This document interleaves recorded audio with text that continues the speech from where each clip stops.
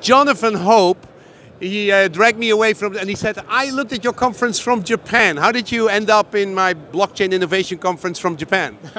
Well, I was searching online, looking for what's new in blockchain, and I noticed that David Birch was speaking at your conference, and I was so interested in the content there that I watched the entire conference end to end. So after the grumpy man went from stage, you just kept looking from Japan?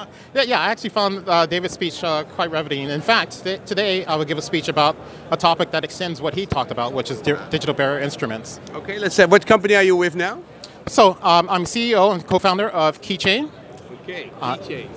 Okay, and that looks like it's based in Singapore, but your email is from keychain.japan. So you live in Japan, yes, and you basically started your own company. What is your background? Yeah, so by experience, I'm a financial technologist.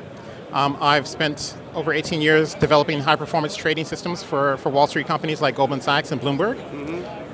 But by training, I'm an applied cryptographer. So you can imagine my delight when I learned about the Bitcoin. It's a match made in heaven. Yeah, I was so delighted. So I had to do this, right? Okay, so now what have you done with that? The crypto world is now 10 years old. 10 years ago, the paper was written. When did you get involved? Yeah, so I got involved with Bitcoin seriously around 2013. I learned about it in 2011. And it was when I learned about what people were doing with WikiLeaks and bypassing the financial blockade that I realized that, oh, this is way beyond, nerd internet money.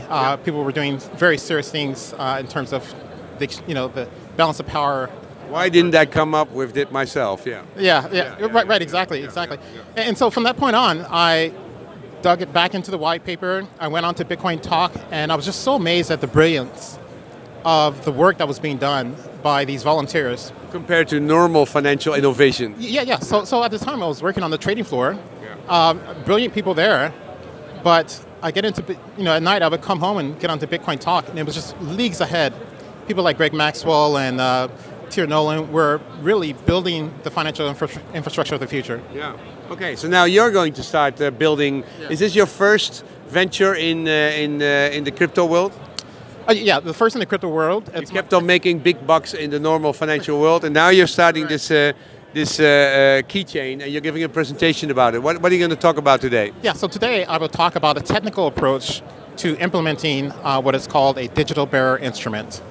This was the subject of Dave Birch's talk, and it's something I've been thinking about. It was about, his big idea was let's tokenize all assets in a nice structured way. And that's much bigger than all that crypto funny money. Right, exactly. Yeah, but the premise of the speech was, and what I will talk about today is, how do you build a digital asset framework that is both centrally issued, but is peer-to-peer, transferable, and bearer-owned? So it bridges sort of a hybrid of the best of crypto versus the best of the fiat world. And so I think that's going to be the future of digital assets and digital money, actually. Yeah. So all the assets, the real assets in this world, are going to be digitally tokenized, and then we need a platform to be able to trade all those parts of the assets tokens. Yeah, I can give you some more examples. Okay, so digital money is the primary example, the salient example that you would think of, but you can think of energy credits. You can think of even in-game assets, like video games, assets that you purchase. But that's pretty normal stuff nowadays. Right. But I mean, also, let's talk about real estate. Yeah, real estate, exactly. Yeah. Right. So a digital bearer instrument would be a digital version of a title of ownership on some asset that you can identify.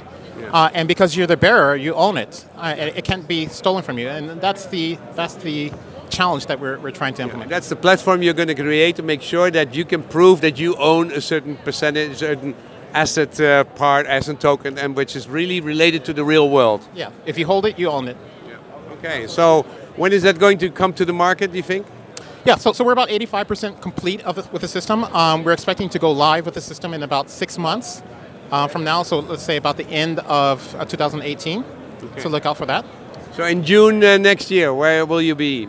So June of next year, we will have deployed a data provenance solution, and we will have, hopefully, at least one client that's using our system for sovereign digital currency of some form.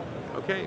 How much longer did you start keep on watching our conference after Dave Birch? Because he was the first speaker. Yeah, the video was like 10 hours long. I think I watched it all. Yeah? There were really interesting talks. There was a bit of controversy there, if you remember. Yeah, ICOs, Richard and Richard and Brew. Yeah. And then there was the consultant who said ICOs are a scam. Bruno, it was about the scam of the ICOs. He said 90% of all the ICOs are scam, delusional, and are going to fail bitterly. Well, of course he was incorrect. It's not 90, it's about 99%. But also, but Richard had a point too. But people are trying to do really good things with ICOs, and I think it's a really interesting new model that people should pursue. Okay, Jonathan Hope. I met him here in the RAI at the Blockchain Expo. Thank you.